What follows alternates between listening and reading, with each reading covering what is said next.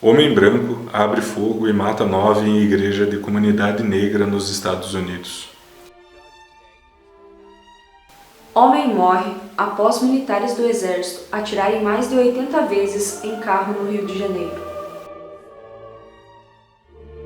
Stephen Clark foi assassinado com 20 tiros no quintal de sua casa, por policiais que confundiram seu celular com uma arma. Após negligência de patroa, filho de doméstica morre ao cair do 9º andar.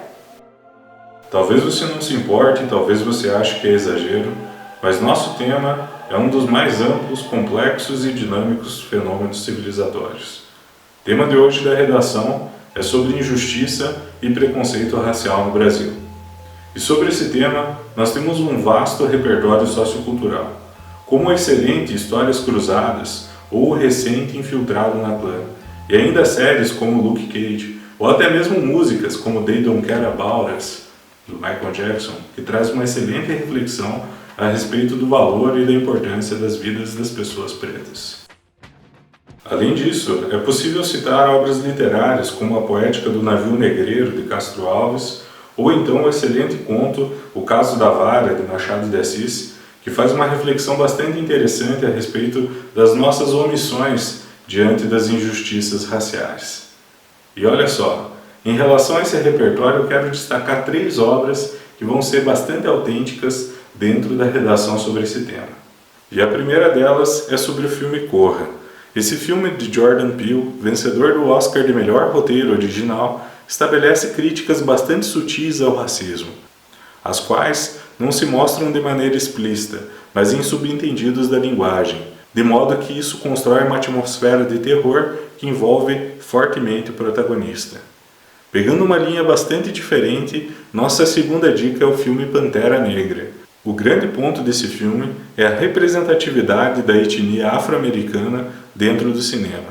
Isso é muito importante, principalmente levando em consideração o histórico de preconceito no ramo artístico.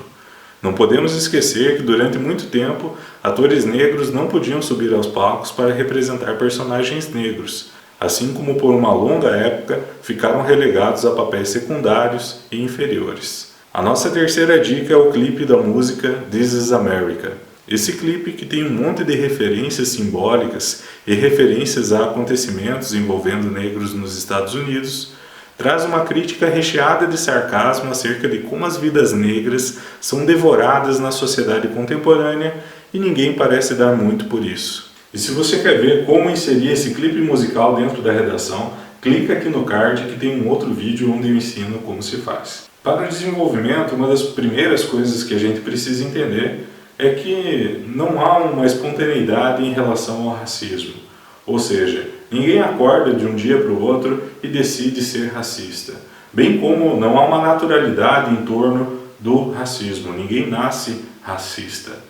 No entanto, esse é um amplo processo arraigado dentro da nossa história e da nossa cultura. Isso quer dizer que o preconceito racial foi, ao longo da história, não só assumido por grupos de indivíduos, como também por diferentes instituições da sociedade. Por exemplo, a gente não pode esquecer que, do ponto de vista legislativo, a escravidão era legítima até o século XIX, bem como a instituição da ciência, durante muitos anos, desenvolveu inúmeros segmentos discriminatórios, como é o caso dos estudos de Samuel George Morton, que buscavam, através da medição do formato dos crânios, validar a ideia de que os povos africanos e descendentes eram menos inteligentes do que os europeus.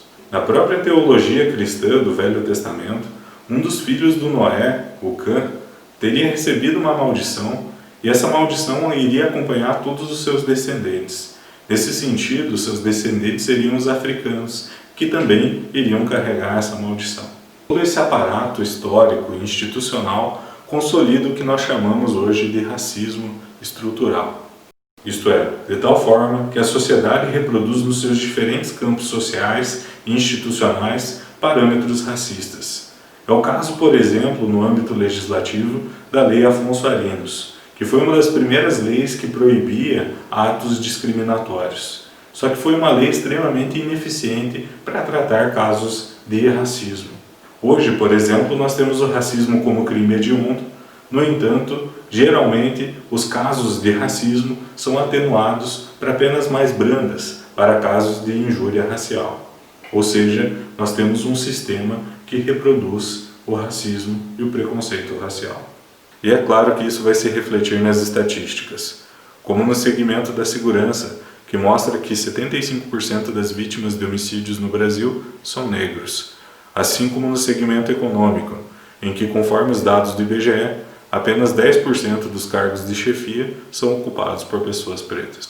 Por fim, é interessante mencionar que o racismo se manifesta de forma explícita e implícita, mas em função das inúmeras interdições legais, ele tem encontrado formas mais discretas, subliminares de manifestação, ou seja, escondido muitas vezes num comportamento, num olhar, numa linguagem sutil que encoberta um verdadeiro ódio racial. Acima de tudo, esse tema é importante para nós compreendermos melhor as nossas ações e as nossas omissões. E eu espero ter ajudado um pouquinho mais na compreensão sobre esse tema. Se esse vídeo te ajudou, não esqueça de clicar no gostei e também compartilhar com seus amigos. Comenta aí embaixo o que você achou desse vídeo. Também se inscreve no canal se ainda não for inscrito. Nos vemos numa próxima.